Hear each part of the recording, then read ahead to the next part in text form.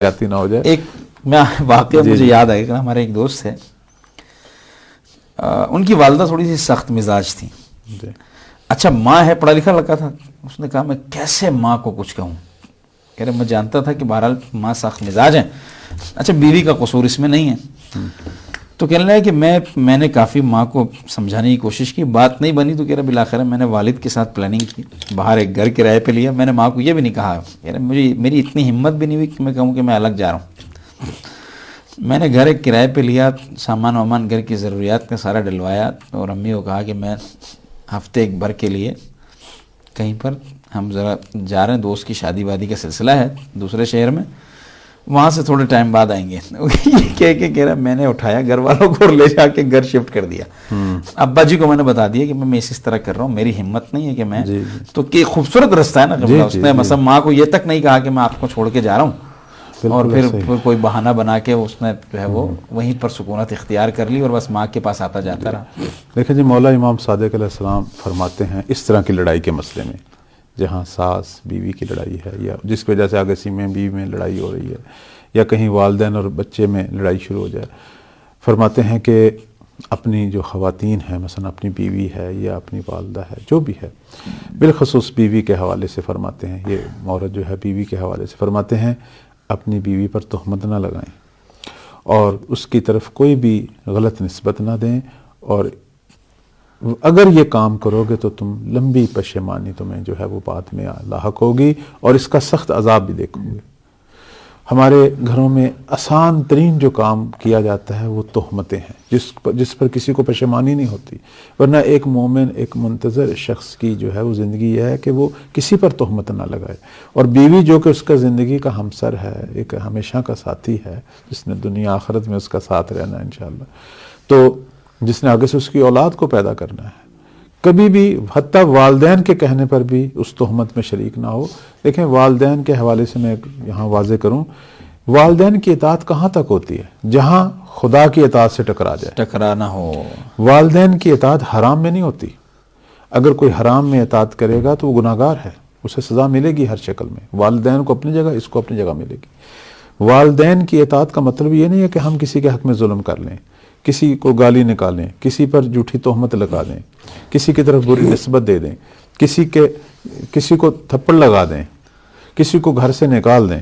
جو کام پاک و ہند کے اندر ہمارے بعض جڈ قسم کے، یعنی جاہل قسم کے یا احمق قسم کے، بعض پڑھے لکھے ہوتے ہیں لیکن احمق ہوتے ہیں، والدین کی محبت کی ایک حد ہے. وہ حد یہ ہے کہ خدا کے فرامین، احکامات، فرما برداری سے نہ ٹکرا رہی ہو، خدا کی نافرمانی نہ ہو. اگر والدین کی فرما برداری خدا کی نافرمانی کا موجب بن رہی ہے تو یہ شیطان کی فرما برداری ہو رہی ہے، والدین کی نہیں ہو رہی. کیونکہ قبر کے اندر انہوں نے نہیں تجھے بچانا، روز محشر والدین نے پہچاننا ہی نہیں ہے اپنی اولاد کو. روز محشر کی جو سختیاں ہیں، خود والدین کی اطاعت بھی قبر کے روشن کرنے کے حوالے سے ہے نا. تو والدین کی اطاعت کا مطلب یہ ہے کہ جن حدود تک اللہ نے حکم دیا ہے ان حدود کو سامنے رکھتے ہوئے اپنے والدین کا احترام کریں، ان کی فرما برداری کریں، ان کے آگے اف بھی نہ کریں، ان کبھی بے احترامی نہ کریں، بلند آواز سے بات نہ کریں. یہ ساری چیزیں اپنی جگہ حق ہیں. لیکن جب ہمیں یقین پیدا ہو گیا کہ یہاں ظلم کر رہے ہیں میرے بچوں میں یا میری بیوی کے حق میں یا میرے حق میں، تو وہاں بجائے لڑنے جھگڑنے کے ایک سائیڈ پہ ہو جانا اور ان کی خدمت بھی کرنا، ان کے لیے جو ان کی ضروریات مہیا کرنا.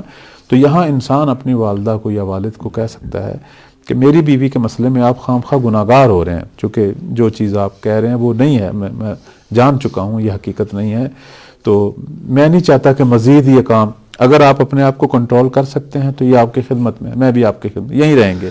لیکن اگر ایسا نہیں ہوتا، یہ آپ نے بات بہت اچھی کی. صرف ایک لمحے کے لیے روک کے ایک جملے کا اضافہ کر کے آپ سے جواب لے رہا ہوں. جی ہماری سوسائٹی میں یہ بھی بڑا جملہ مشہور ہے کہ بیوی تو دوسری بھی آ سکتی ہے، ماں دوسری نہیں آ سکتی، لہٰذا میں ماں کو نہیں چھوڑ سکتا، بیوی مجھے چھوڑنی ہے، چاہے بیوی گنہگار ہو یا نہ ہو، میں بیوی غلطی پر ہو یا نہ ہو.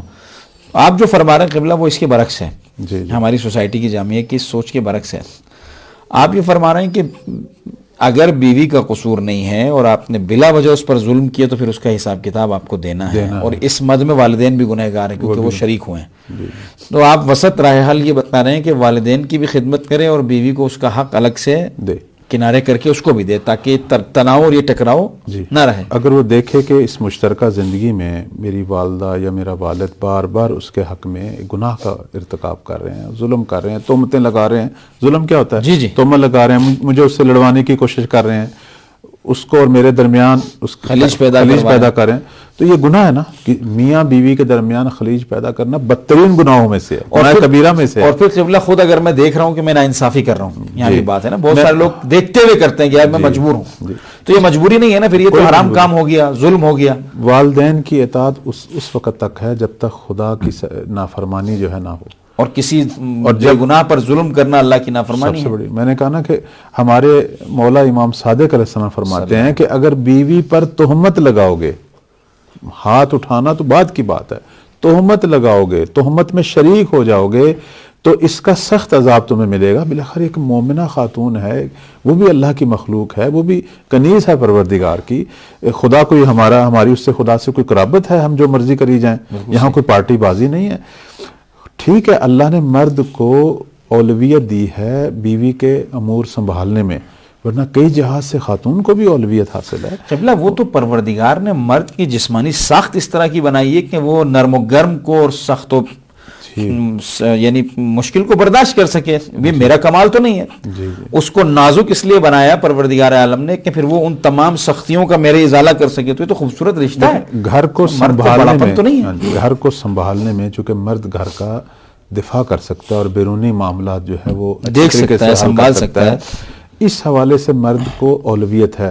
ورنہ علم میں، تقوی میں، باقی تمام فضیلتوں میں کوئی فرق نہیں ہے. عورت مرد سے آگے بڑھ سکتی ہے، عقل میں آگے بڑھ سکتی ہے، ہر چیز میں آگے بڑھ سکتی ہے. صرف یہ ہے کہ خاتون کو اللہ نے چونکہ جسمانی طور پر اس انداز سے بنایا کہ اس کی کوئی حفاظت، پہلے وہ والد کی حفاظت میں، بھائیوں کی حفاظت میں، اب ایک شوہر کی حفاظت میں ہے. اور باہر کے امور جہاں ظاہر حجاب دار خاتون، باپردہ خاتون کے لیے مشکل ہے، وہ اللہ نے مرد کے